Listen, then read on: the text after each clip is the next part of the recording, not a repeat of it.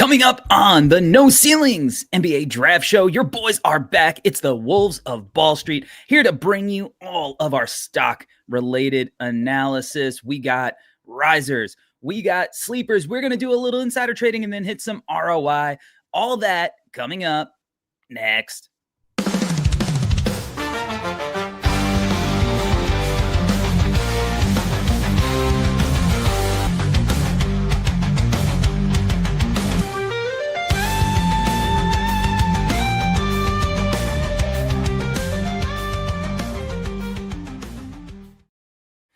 What is really good, NBA draft fans? Your boys are back. Like I said, it's the Wolves of Ball Street, your favorite draft analyst. My name is Corey Tullaba, and I am here, as always, with my co-host, Albert Garbage Time Gim on the No Ceilings NBA Draft Show. Albert, how we doing, brother? It feels great to listen to our intro song video, to hear you intro us rather than me. I like this. I prefer this. This is home.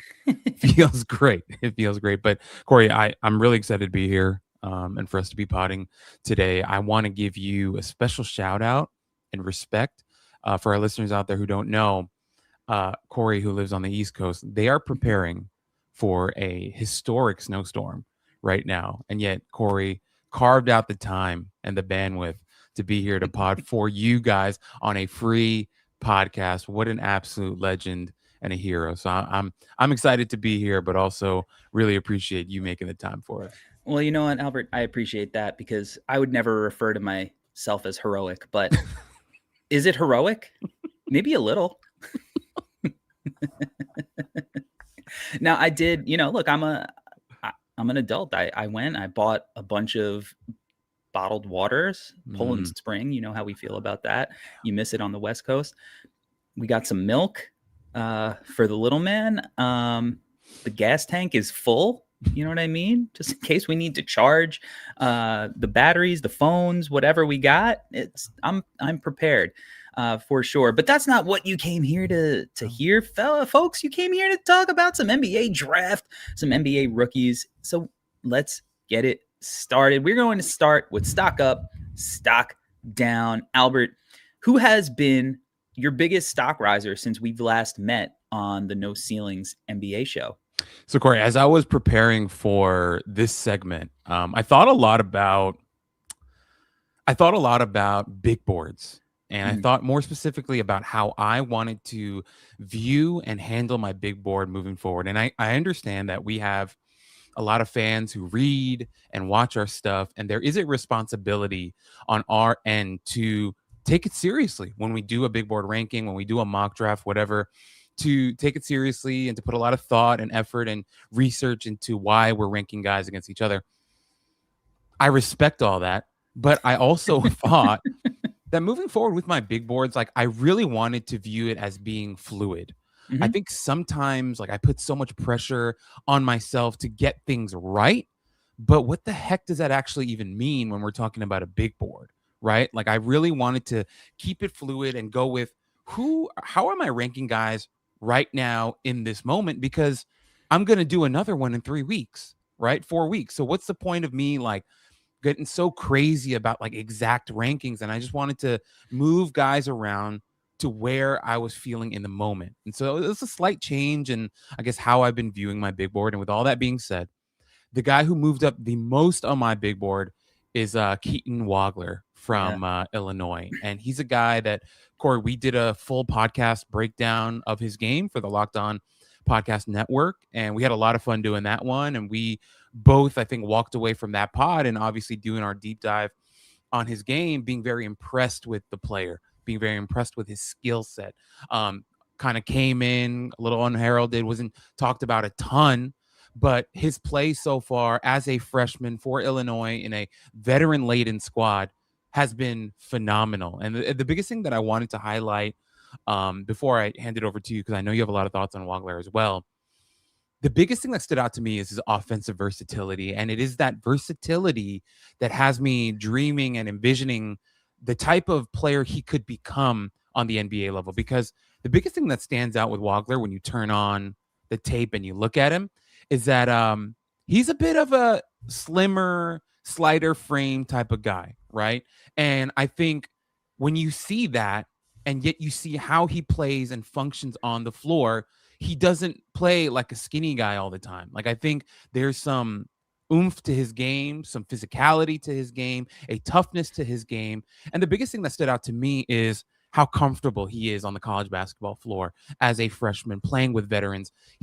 It's taken him some time for sure. I don't want to say from the jump he was like, fully comfortable, but if you think about from the start of the season to where he is now, he has fully found himself and the role that they're asking him to play. And now with the injury to Boswell, now we're starting to wonder what this is going to look like even more as his role continues to grow. So I'll take a pause there, but I just wanted to say, Corey, like, he's a guy, and then also the playmaking field that he has. And so, like, if you mix all that in, the outside scoring, the passing ability, right, the way that he's carrying himself on the floor, I have myself dreaming and wondering if on the NBA level, as he grows into his frame and his grown man strength, if he could be an initiator, a number Yeah. one guy on an NBA team, like really leading your offense with how versatile he is. So I'll pause there to get your thoughts, Corey, but a guy that I moved him very high when we submitted our boards. But I moved him up again, actually, Corey. Oh, I saw.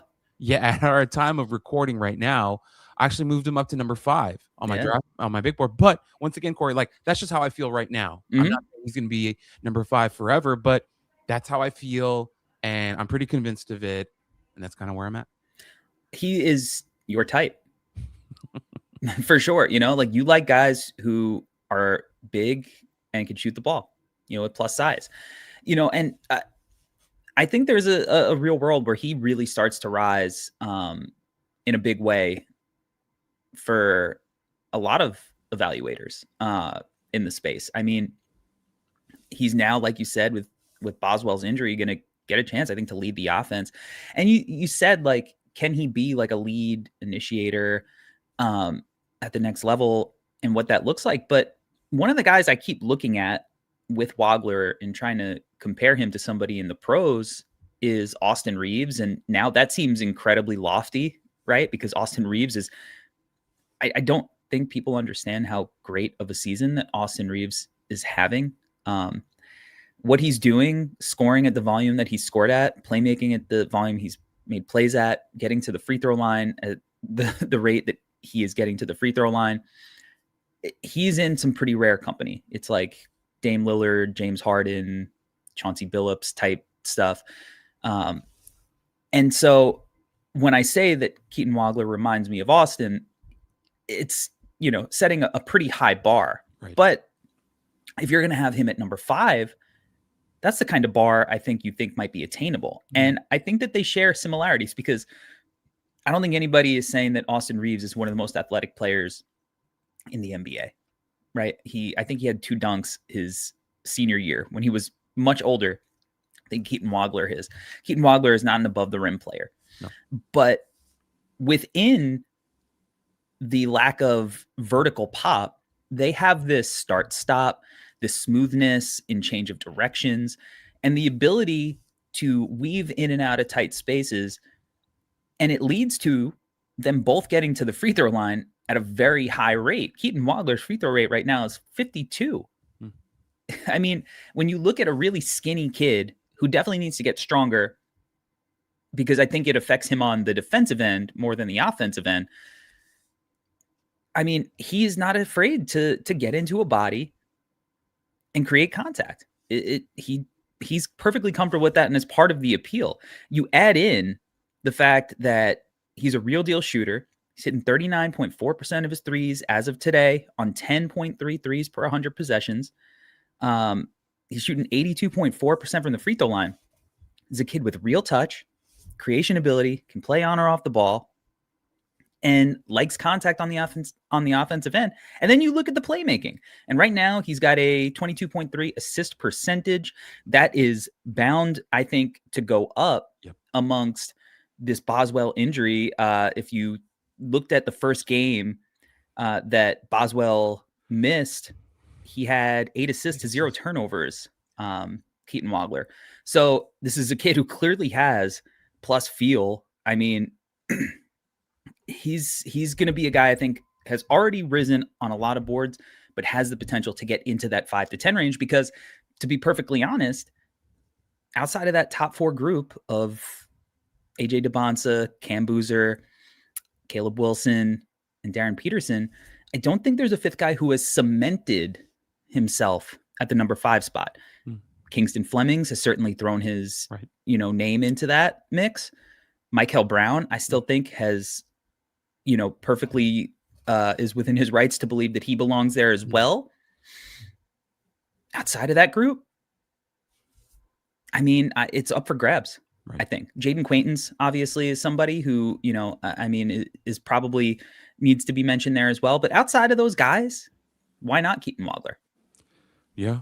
Yeah. And Corey, to your point, like, he deserves to be in that conversation with the way that he's played so far as a freshman, to do what he's done. I know that I kind of touched on that already, but to be able to do what he's done at this level this early on has been great. And I think the biggest thing for me, as we kind of wrap on Wagler, I don't know. I think there's like, you mentioned like the smoothness and the way that he can, start, stop, whatever.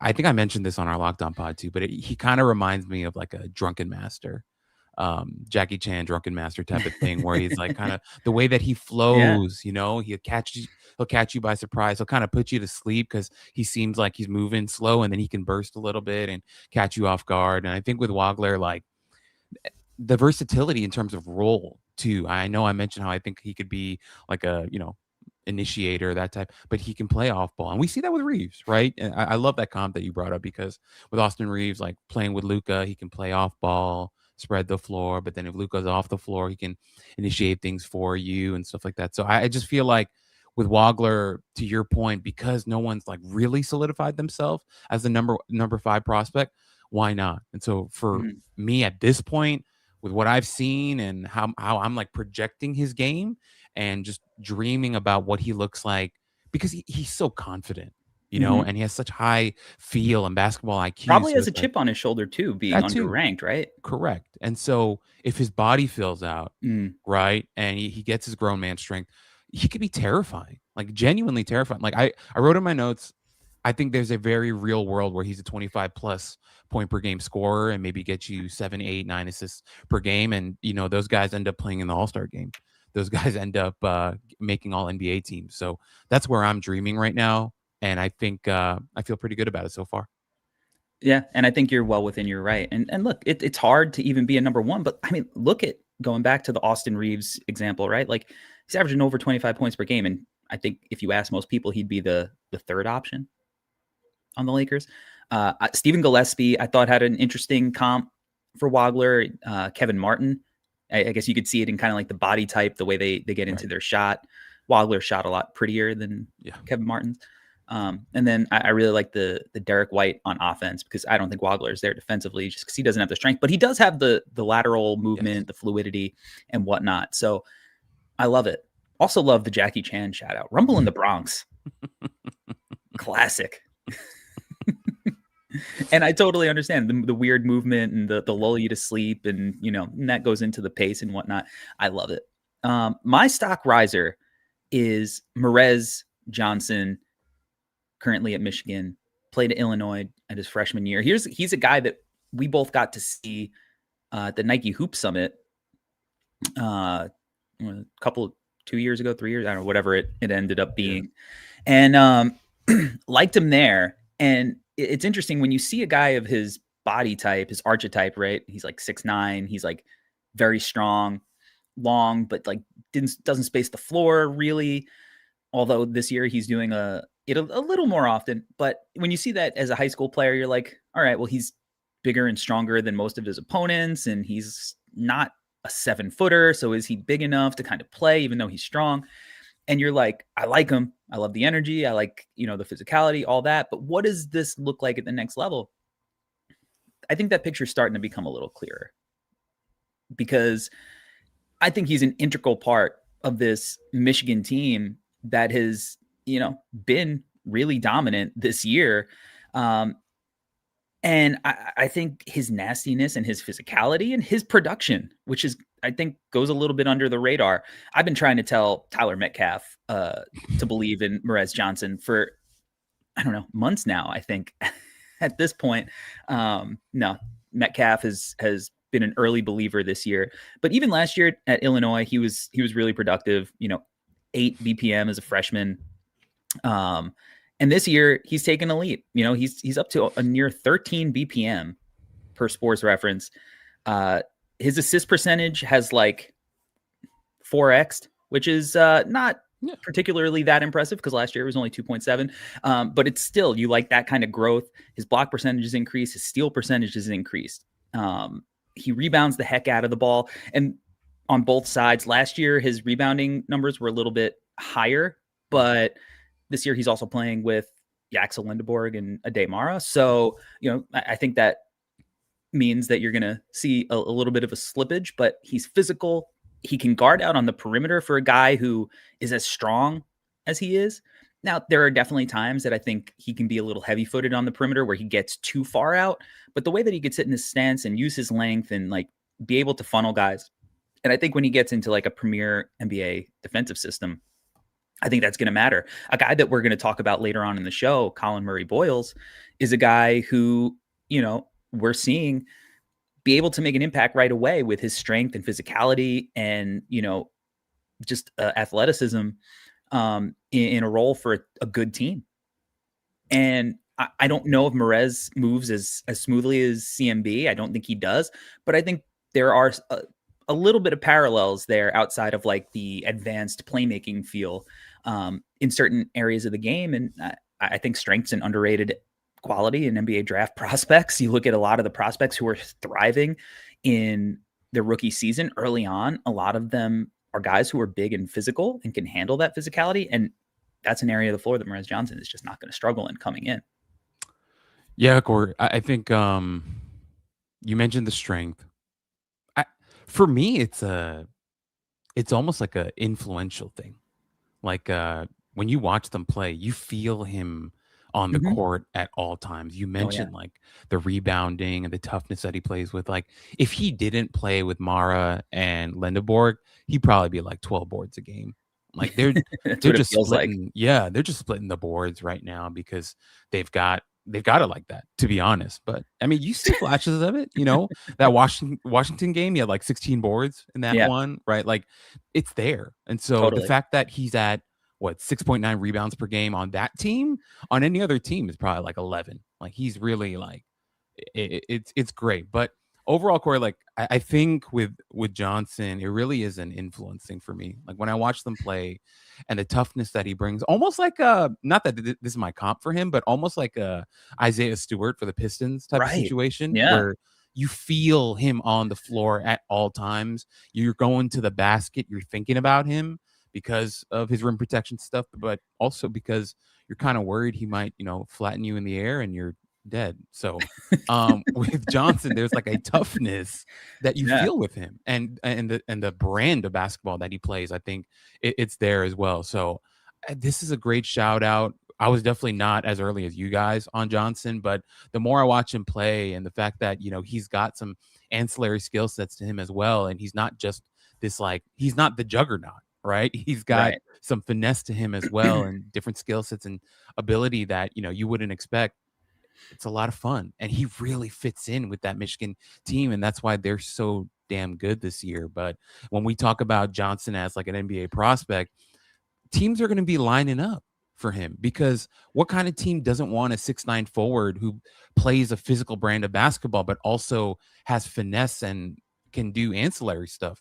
That's a very, very valuable prospect. So his stock, his stock is rising. I was going to say something weird, but no, his stock is definitely rising. Yeah. And we could see his name getting called a lot earlier than we probably expected before the season.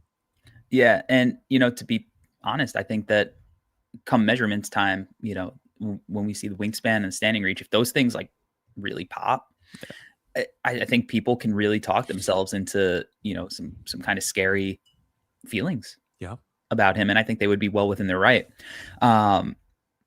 And like you said, there's some other indicators, the touch, like, okay, so he's not taking a ton of threes, 1.3 per 100 possession, shooting 40%. Let's not take anything away from that. Right. I like the fact that he's taking them this year. He didn't take any last year, but 78.6% from the free throw line, up from 62% last year. So there's some improvement there. I wouldn't look at him to be a shooter, but if you're looking for a guy who is going to help you build an identity of toughness and defensive capability and versatility, he's a guy that I think, teams are really going to consider and should be considering in the lottery range. And he's young, so like, it's not even one of these older guys. He's still a young player who has more room to grow and can clearly play a winning brand of basketball because Michigan is a legitimate title contender this year. So coming up, we are going to hit some penny stock sleepers, y'all.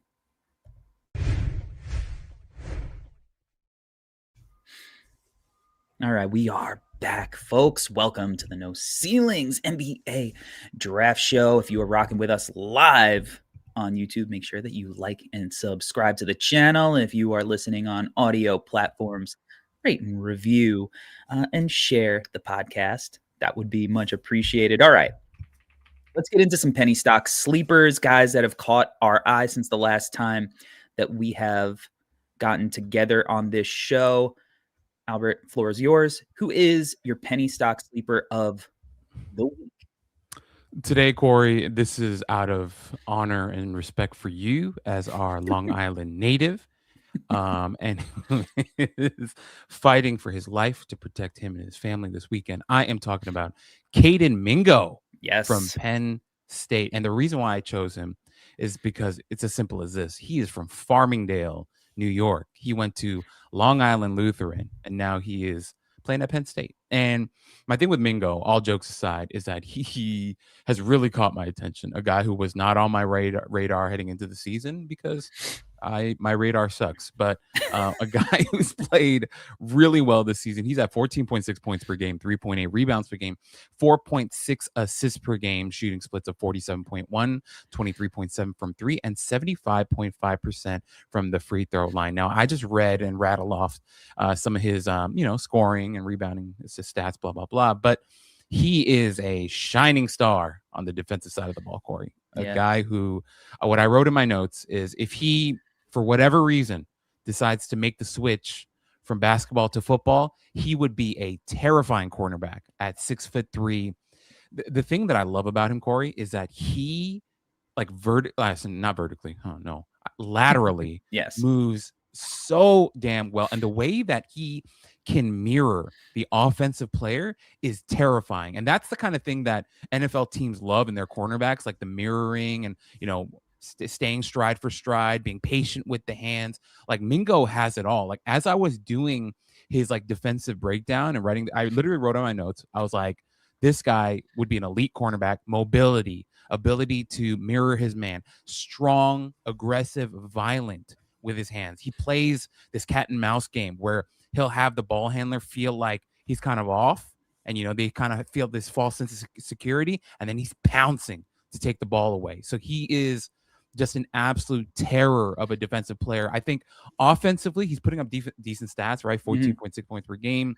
Recently, he had a nice stretch, had 19 against North Carolina Central, 16 against Illinois, 19 against Maryland, had an off game the other night against Wisconsin. But overall, a guy who's playing pretty well offensively. The only thing with him offensively that I think is something to talk about is, well, let me say the good stuff. I like how tough he is.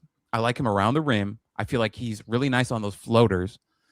The outside shot right now, Corey, is what I wrote in my notes is that it's very mechanical, and it's kind of like you have to pull different levers for the shot to come off. There are these steps to it.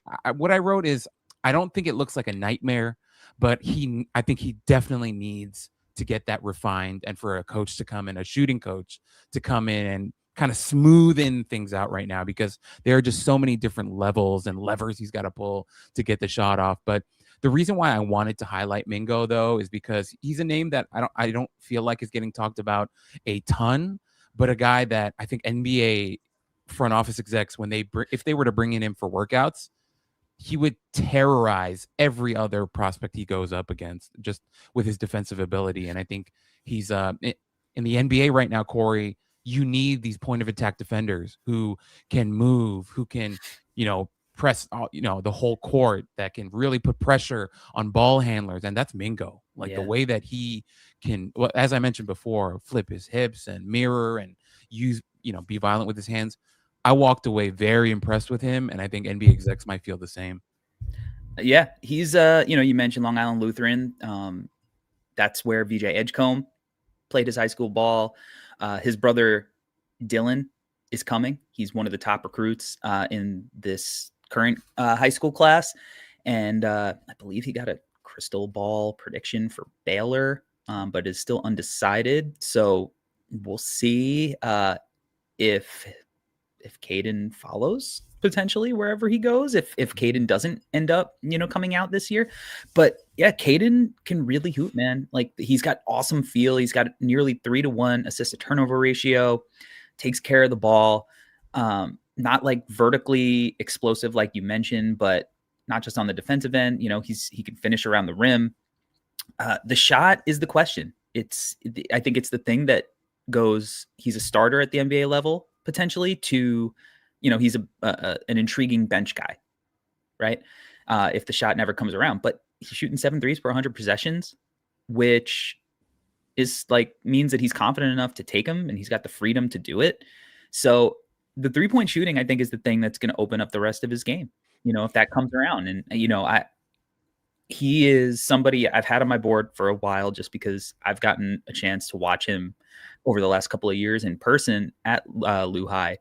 But I would bet he comes back and either continues playing at Penn State and grows there in his role and develops a jumper, or he goes to play with his brother and they form, a terrifying duo with the amount of chemistry that they built somewhere. But he rocks, and he's playing in the Big Ten. So it's not like he's, went to some cookie cutter conference. He's, the kid's good. He can really hoop. I like his size, his length.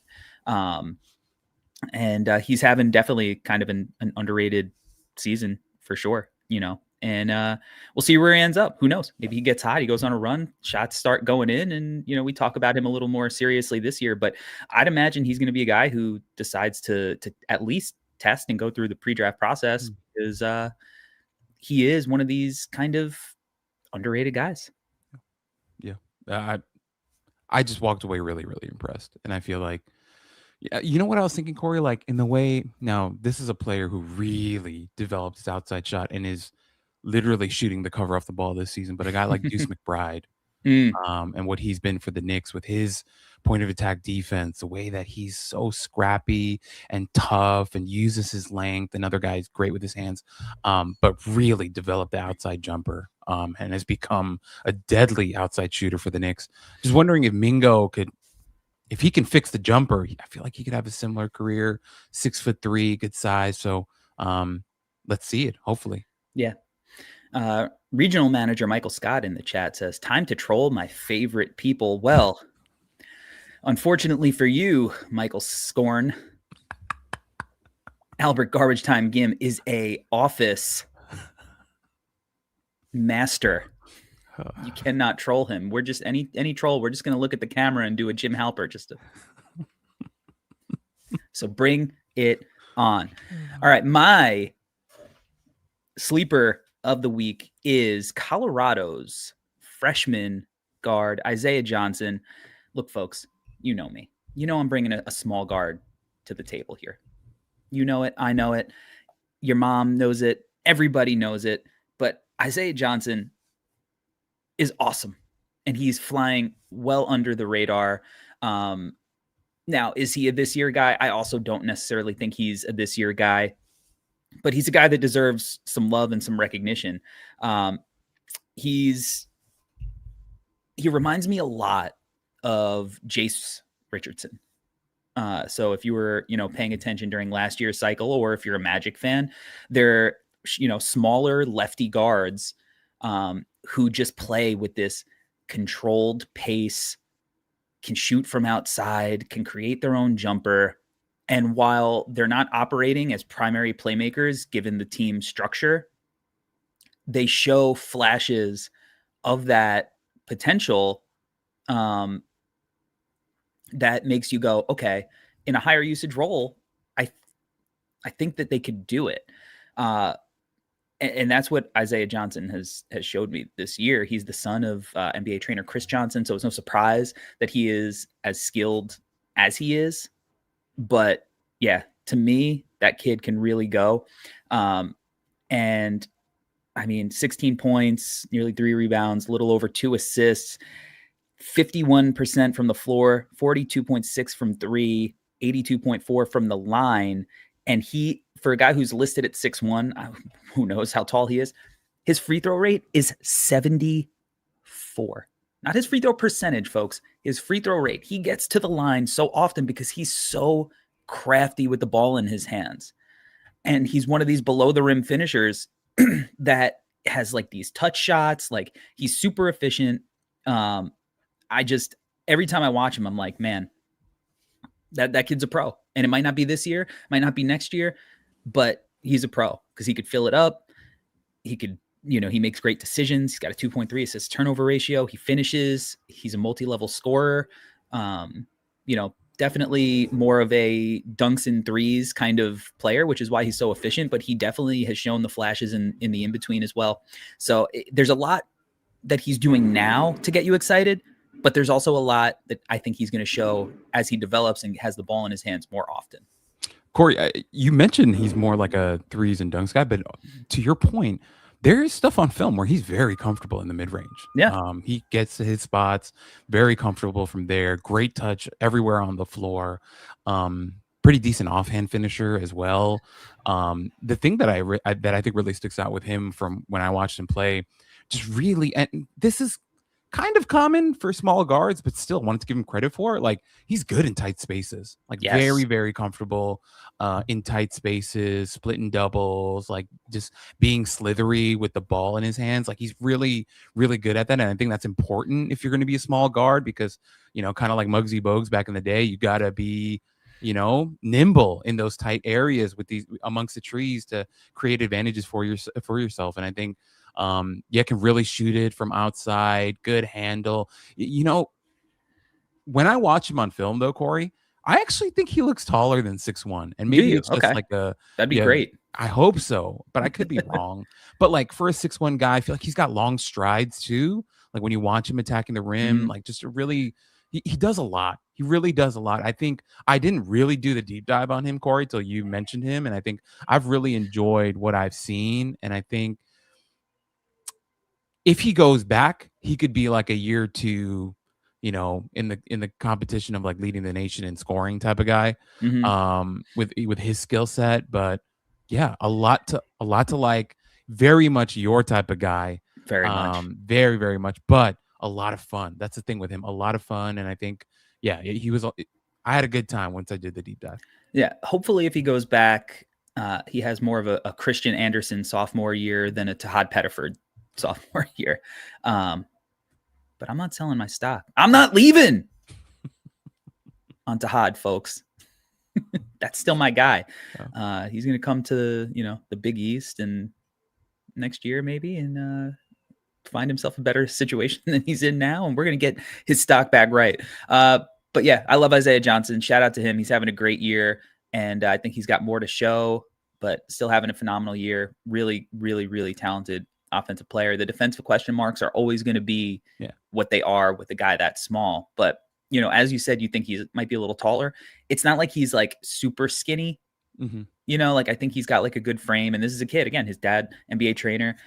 I haven't spoken to either Isaiah or his dad, but I'd imagine he grew up playing around NBA guys. And so, there's that kind of pedigree of getting to grow up with that I think matters a lot in this modern kind of developmental system that we're in. So Isaiah Johnson, Colorado, a guy that you should be putting on your radar, along with Kayden Mingo from Penn State. We are going to take a quick break. And when we come back, we're going to do a little insider trading. Welcome back to the No Ceilings NBA Draft Show. Folks, if you are watching live on YouTube, please like and subscribe to the channel. If you have not done that yet, hit the comments, get involved. If you got a question, maybe we'll answer it. So come hang out. If you're listening on audio platforms, 5-star rating us, baby. You know, we talk prospects. Hit us with a 5-star. You know what I mean? All right, we're going to go insider trading here because Albert and I've gotten a chance to get out on the scouting trail and see some guys live in person. So, Albert, you just got a chance to go to UCLA, who has, a couple of interesting guys there, to see Purdue, who definitely has some interesting talent. So I'm going to give you the floor and kind of let you take it in any direction you want to take it from your scouting experience. No, for sure. I appreciate that intro, Court. I don't know why I went really formal right there, but so I went on a Tuesday in Westwood, and that was quite the drive from my house, 20 miles from my house. Not complaining, right? But in LA traffic, that could be a 3-hour drive. Yeah. Wasn't 3 hours, thankfully. It took me about an hour. Thankfully, coming back home was not as bad. It was like 30 minutes coming back. But you guys don't care about my commute. Not in your Tesla. Not in the Tessie. Okay, I'm not even gonna lie. My car drove itself. I just sat there and watched YouTube. But it was the game itself, though, Corey. Getting there pregame, watch. You know how much stock we put into that. The pregame stuff, how they're warming up, the shots they're working on. That stuff is important to me because at the end of the day, Corey, this is what I really believe. Like, it's like they're preparing for their future, right? They want to be NBA players or professional players, even abroad or whatever. I want to see how serious they take their preparation. And so heading into that, I had a lot of expectation, but also I got there probably an hour and 40 minutes before the game. And it was packed. Like, the Purdue fans were there early.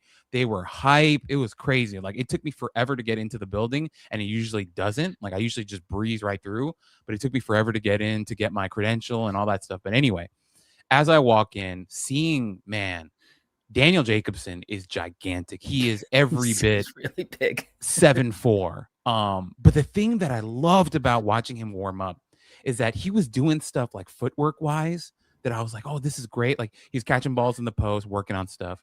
He's catching stuff outside, taking the long jumpers, but then also doing these little drives to the basket where he's like working on his footwork. And, I was like, this is great stuff. I'm really excited about him. And then he was really showcasing his touch, hitting a ton of threes from outside. Ball looks really pretty. I know the stats don't really back it up yet right now, but watching him in warmups, I'm like, this guy's going to be a shooter.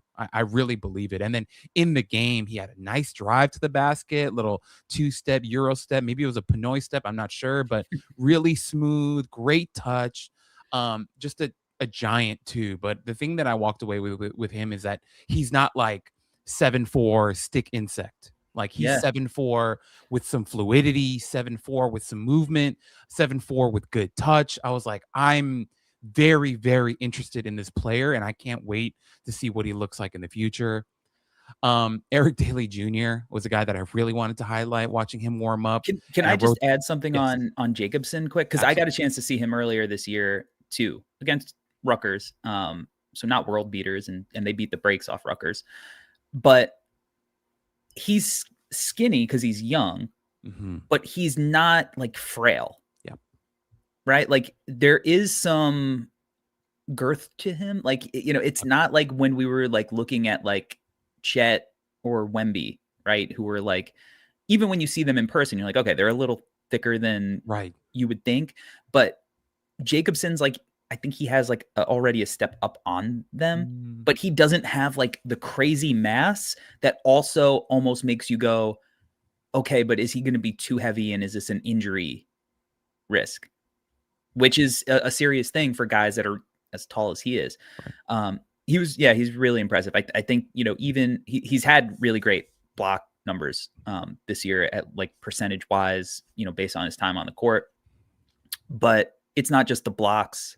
It's the intimidation when he's around the basket, right? Like, guys are afraid to challenge him. because you just don't see guys who are that tall on an every night basis. Now, maybe in the league, right, guys are a little less afraid because they're more accustomed to having dealt with all of the gigantic shot blockers. But at the college level, even in, you know, a high major conference, you do not get guys that are 7'3", 7'4", whatever he's going to end up at. And yeah, like you said, he's got shooting touch, like he hits threes. He's a really intriguing prospect that I think will go back next year as well, because I think he could be a lottery pick as he develops. So there's no rush. Yeah, to your point, Victor Wembanyama is doing a great service to all NBA players by exposing them to 7'6" monster. A whole of the NBA is getting very comfortable with that. But no, yeah, Jacobsen was a lot of fun, and a guy that I walked away thinking, I need to write down his name in pen because I'm excited to see what he becomes.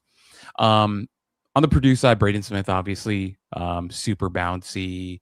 Yeah, like I wrote in my piece, like he caught a two-hand alley-oop reverse dunk that was just beautiful, and he just walked away like he was Derrick Rose, nonchalant, not making a face, anything. And then watching him in the game was just masterful at times, like a true maestro. Like, was really great to see. Yeah,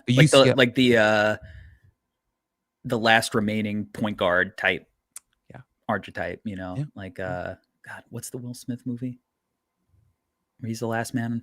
I Am Legend. I Am Legend. Yeah. Not even close to the book. It's like a different story. Don't even know why they titled it. The book's about vampires, and they talk. It's about a white guy who lives in Compton in the 70s. Doesn't matter. But yeah, he's like the last remaining point guard. The I Am Legend point guards. Very small. Yeah, I mean, I sent that in our group chat, but very small. I'm not a giant by any means, except for in my Korean community, but I was looking down on him, Corey. Yeah. So yeah, very, very small. But he has a rumored 6'5" wingspan, I think it is. So very helpful. And his defensive numbers have always been awesome. And his, you know, he really gets up into the shirt of guys. So he also has a 6'5" vertical. Yeah. He missed the dunk in warmups that I went to see, but he did like a 360 thing. Yeah, he's got some bunnies. But really great to watch. On the UCLA side, just a couple of names I want to highlight. Eric Dailey Jr., as I wrote in my piece, like he missed everything in warmups, and he wasn't taking a lot of threes. It was a lot of mid-range bank shots, mid-range jumper. He missed everything. But in the game, decent game. Hit a tough fadeaway in the corner. It was really good. Tyler Bilodeau. Let's go. Man, he hits everything in warmups. Like he's like a robot. Like he makes everything. He's got a great frame. A guy who I think physically will play up no problem to the NBA. He's not an athlete by any means, but he's got so much strength to him, strong base, great shooting touch. I think he's very interesting.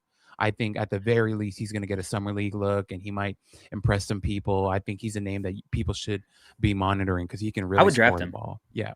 Well, I would draft him. I have him in my early second round range right now. Okay. If he passed the ball a little bit better, then I would say that he could be a viable first rounder, but the passing hasn't really improved all that much throughout his career. But Nathan and I saw UCLA last year, and that team was a disaster. It was really bad. And I walked away from the game going, Tyler Bilodeau can hoop. Like he was the guy that really stood out on that roster. And he started this year like flaming hot Cheetos on fire, like crazy shooting display. He's 6'9", right? Like 6'8", 6'9".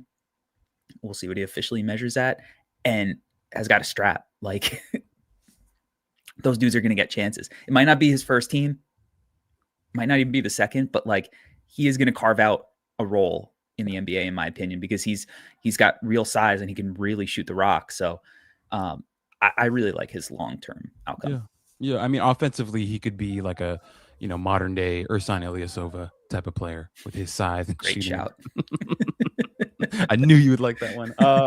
But Bilodeau was a fun watch. Now, the name that I really wanted to highlight, I've been wanting to highlight him because he's weird to me. Like, he's so frustrating as a player, but I walked away still very intrigued, is Xavier Booker, Corey. I just, he's so annoying to me because, like, I feel like he could play a more physical brand of basketball. And like Coach Cronin talked about it too in his postgame presser. He's like, the kid doesn't have a foul. Like, we're mad at him. Like, he should be throwing someone out of bounds. And I was like, you're right. Like, there is that aspect to him where you want him to play a little bit tougher, but still he's intriguing because he's like 6'11". He's got ladders for arms and he moves like decently well. And in the second half, when they were trying to get the ball out of Braden Smith's hand, they were putting 2 on the ball. They were hard hedging, meeting at the level like aggressively. His length was a real problem. And then if, he got switched onto Braden Smith, there was a possession late in the second half. He got switched into Braden Smith and you could feel like the arena like was kind of like worried about it.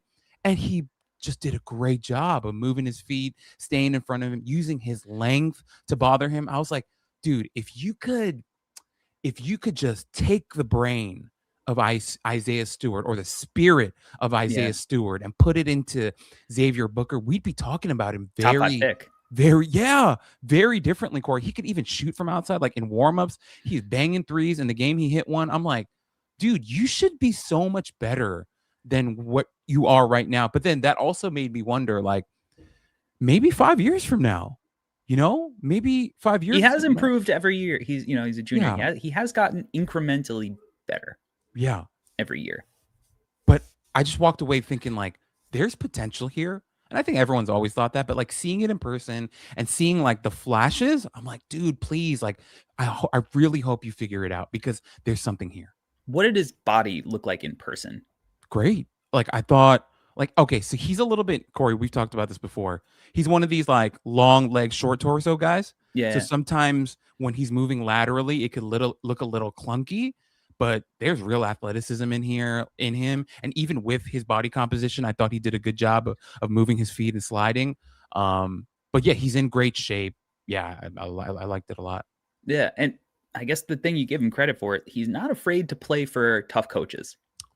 Right? True. Like going from Izzo to Cronin, say what you want. Like those guys are not going to mince their words. They're going to tell you how they feel. So, he's still definitely like, all right, let's see what this looks like long term because the skill set's there, the frame, the tools, all that.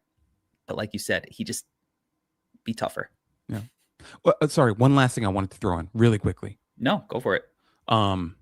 Donovan Dent, I was really excited to see him in person. Did a really great job. Yeah, did a great job of closing halves. End of the first half, went on a little mini run by himself. End of the game, it just felt like he was pressing all the right buttons. And in a lot of ways, it felt like he took the matchup against Braden Smith very seriously. He understood the moment. He understood who he was playing against, competed his ass off on defense as well.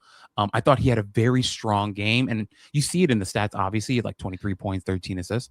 But it just felt like he pressed and pulled every right button, switch and lever and just made all the right decisions. And just, I really thought it was impressive that he closed each half masterfully. And I think that's an important skill set. Closing out halves and having that maturity to do that, I think is huge. And he was a huge part of that win for UCLA. Yeah, I still want to hold my Donovan Dent stock. I know maybe this year hasn't been like the explosion and that everybody was hoping that they would see as he kind of like jumped up into this high major level. But, he's also playing for Cronin, which, we've seen the UCLA teams. Sometimes it could be a tough look and you get away and there's a little freedom, but he's still a really dynamic passer. He can really get downhill. And if he shoots it, we'll see. He's also had some really, throughout his career, encouraging defensive stuff that makes you go, okay, I think this could scale up, even though he's, smaller. Yeah. Yeah. So I think that the NBA game might be kinder to him at times than the college game. I think he's going to spend a lot of time in the G League, early on in his career for sure, developing, and I think he'll tear that up. But there's still a lot of reasons, I think, to be excited about Donovan Dent. or at least mildly entertained if you're not going to be excited about it. So we're going to take, actually, we're not going to take a quick break yet. I went to see Cruz Davis from Hofstra, popular name in the sleeper draft sicko community. Cruz Davis is a guy who was at Iona with Pitino, came with him to St. John's, where he only played 4 games, and I believe he's still got another year of eligibility because that was kind of like a redshirt year, but he's been at Hofstra the last 2 years, and this year he has really taken off. 22.4 points a game, 5 assists, nearly 4 rebounds, 1 steal, shooting 48% from the field overall, 44.5% from 3, 84% from the line on 5 attempts per game. And getting to see him, if you look at his last 5 games, he's got 3 30-point games. So this is a kid who could really score. I probably saw his worst game in a minute. He didn't have a point at halftime. And then he had 16 in the second half. But even in the first half, because he was kind of he wasn't forcing things. It wasn't Stony Brook, Eric Pratt, who has been really playing well lately for Stony Brook. I don't know if he's an NBA player, but he's definitely a pro basketball player. He was kind of just denying him and face guarding him and just trying to take him out of the game. And I didn't think Hofstra did a great job of getting him loose in off ball actions. But even still, when he did, he missed the few shots that he had taken in the first half. But I thought he did a really good job, leveraging the gravity that Stony Brook was treating him as having by making it plays for his teammates. And he ended up with 7 assists in the game, but he probably should have had 12. Guys were just not making shots, and he was creating wide open looks. But he's one of these lefty guards that's pretty slithery and explosive, beautiful jumper, can really shoot the rock. He's a little skinny. Sports Reference lists him at 170. Yeah. He's probably heavier than 170. Okay. Because I do think he is 6'3", in or around. But he does need to, I think, get up into that 195 range. And if he does have another year of eligibility, working on his body is the thing that I think would help him the most. Now, playing in the CAA conference, you do want to be why aren't his defensive playmaking numbers as great as they are? This year it's his lowest. He's got a 2.2 career steal percentage. So, he's playing below as far as defensive events creation this year. Does have a 1.2 block percentage, but that's just not how Hofstra plays. And I was actually really impressed by his defensive positioning, understanding where his man was off the ball as the low man, being in position to come rotate over. And then his ability to kind of fight over screens and slither over screens, use his length. I thought he did a good job defensively as well. And then in the second half, he hit a ton of threes, continued making plays, got to the free throw line, and he had a possession where he hit a 3 and then got fouled on the next possession. And after coming out, and not scoring in the first half, and then coming out early, and I was oh, he's about to go off. Because the kid's filling it up. Like I said, he's got 3 30-point games in his last 5 alone. He can really score. He's a guy that I think could be interesting. Again, I don't know if he's a this year guy. Yeah. If he's got another year of eligibility. But if he puts on a little bit of weight, he's a guy that I kind of like. Yeah. I mean, the shooting metrics are terrifying.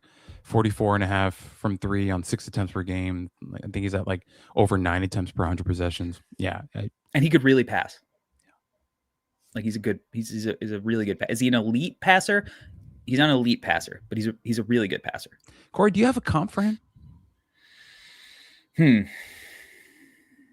Not off the top of my head. I didn't do the prep work on my comps. I don't know. I know I put you on the spot. Nick Van Exel. Oh. I love when you speak my language. Nick the Quick. Maybe something like that. Kind of microwavy. Yeah. Current guys that might take me a little bit longer. But yeah, maybe a Nick Van Exel type. Maybe not as much flair with his playmaking. Yeah. but shifty lefty scorer who can really light it up and fill it up in a microwave-ish way. Yeah. Maybe something like that. Yeah. And Nick Van Exel would have taken and made way more threes in the modern NBA. So, oh my God, yeah, way more. Yeah. And was such a good shooter too. So, yeah. Nick Van Exel rock. But yeah, Cruz Davis, super interesting dude. All right, let's take one final break, and then on the other end, we're gonna be hitting some NBA rookie R.O.I. Okay, we are back. It's time, folks, for rookie R.O.I. And this week, we are covering Collin Murray-Boyles, Toronto Raptors rookie, listed at 6'7", 245. So we got a thick boy on our hands. This is a guy that, he was a kind of a sleeper guy his freshman year. I loved him in high school. He started, I think he had mono his freshman year. So he missed like a significant amount of time, and then came back. And maybe if he had played the whole year, he would have been a one and done. Decided to go back to school. Team didn't get much better, but he got better and ultimately got drafted inside the top 10 to the Toronto Raptors. So Collin Murray-Boyles, Albert, what have your impressions been about CMB this year? Well, first off, he's playing for a overachieving Toronto Raptors team, 28-19, currently third in the East, which pains me as a Knicks fan. But man, they're playing a beautiful, physical brand of basketball. It's been really great to watch. The thing with him is, I feel like with Collin Murray-Boyles, I like that his role isn't super complicated. And I think he's done a really good job of playing off of guys like Scotty Barnes, like Brandon Ingram. Like he's built a really strong He's got good synergy with right. Ingram. Great synergy with them. And now he hasn't played the last 3 games due to a thumb injury, right? But before he got hurt, he was doing a really great job. I mean, the things that he can do defensively have been massive for them. But then even offensively, little wrinkles, right? Like they're using him as a screener, giving him the ball in the short roll, him getting to, flash some of that playmaking ability that he has, but also playing off of Ingram, just roaming that dunker spot. Can I give you a quick playmaking stat? Sure. For Data Baller? He's averaging 4 potential assists per minute right now. That's the 98th percentile. Well, that sounds good. I think that's good.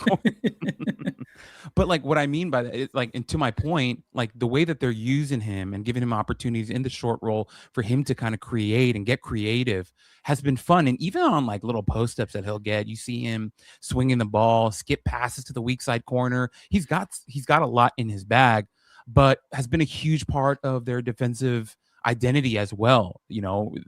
Toronto, I think they're top 5 in the league in defensive rating, if I'm not wrong.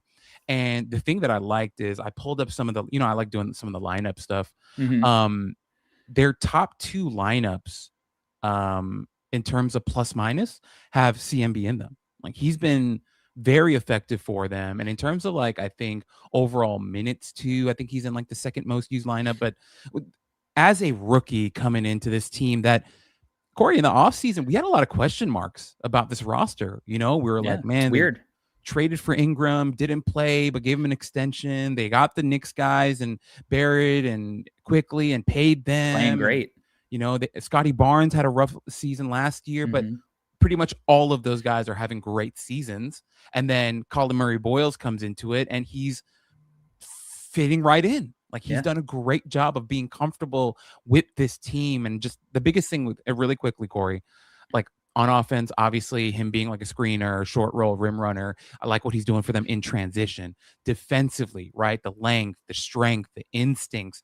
I think I saw this on Twitter. I don't remember who said it, but I mean, there is a planet or a universe where he could be like the next Draymond Green. Right. And I think people are throwing that around right now because of how well he's playing as a rookie and has been huge. And just once again, seeing the synergy with the guys that they have with Barnes and Quickly and Shed and whatever, like he's done a very good job. And I think where I landed in kind of my notes here, I think at his very worst, Corey, like his absolute bottom basement floor, I think he's a rock solid contributor for many, many years.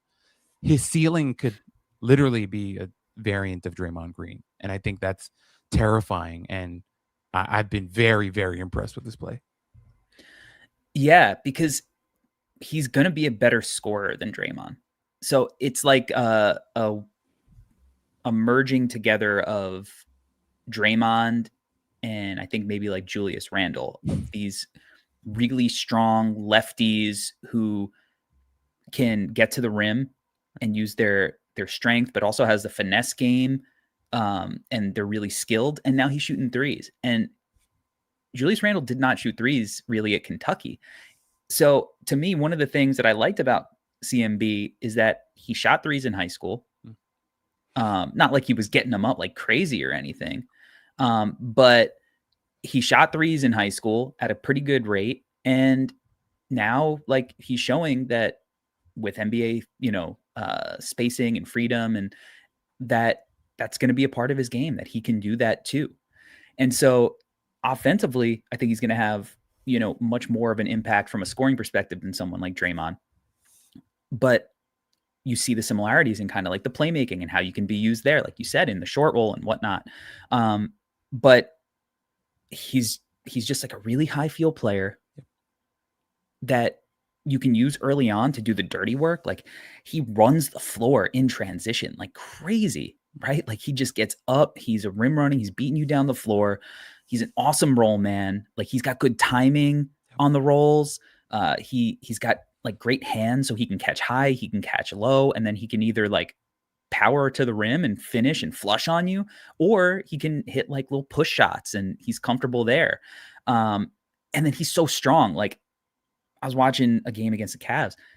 He went right through Evan Mobley. Yeah.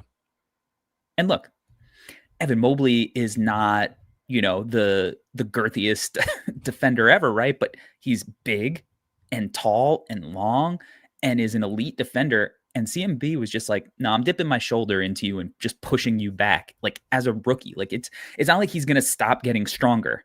He's yet to even get his grown man strength because he's young. I mean, he's I think got a lot of just like simplistic offensive game that's going to get him on the floor no matter who else is on the floor with him. And then I think there's potential for him to develop into more of a creator because he's got a pretty slick handle and he can really pass the ball. And then defensively, I mean, the dude is a monster. I mean, like he's got a 3% stop percentage, 75th percentile. That is steals plus offensive fouls drawn plus blocks recovered by the defense per 100 possessions.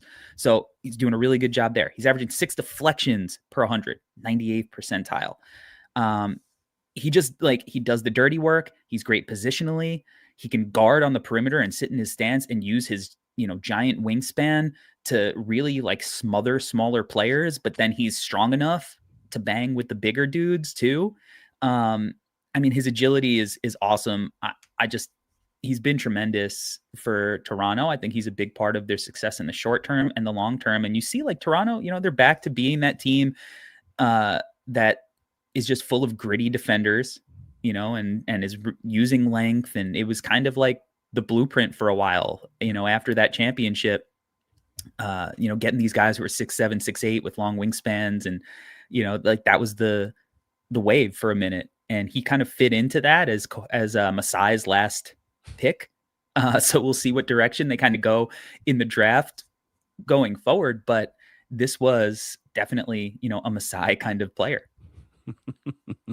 No, 100%, 100%. And I think one last thing that I wanted to bring up, you mentioned, his comfortability like around the rim and his ability to go through guys. And I think recently what I've noticed with him is that he's so aggressive down low that, he has the attention of defenders. And when he's inside, they'll collapse on him. But he really gets to shine with that feel. Like he's a very good interior passer, like does a really good job of finding cutters, finding someone in the dunker spot, or can even throw a little like alley-oops. Like he's got such great feel and touch that he's a nightmare like an absolute nightmare to handle and to deal with. And yeah, like 6'7" might be like a little bit on the smaller side, but it doesn't really matter. Like Draymond's like what, 6'6", Yeah. right? 6'5", maybe, who knows?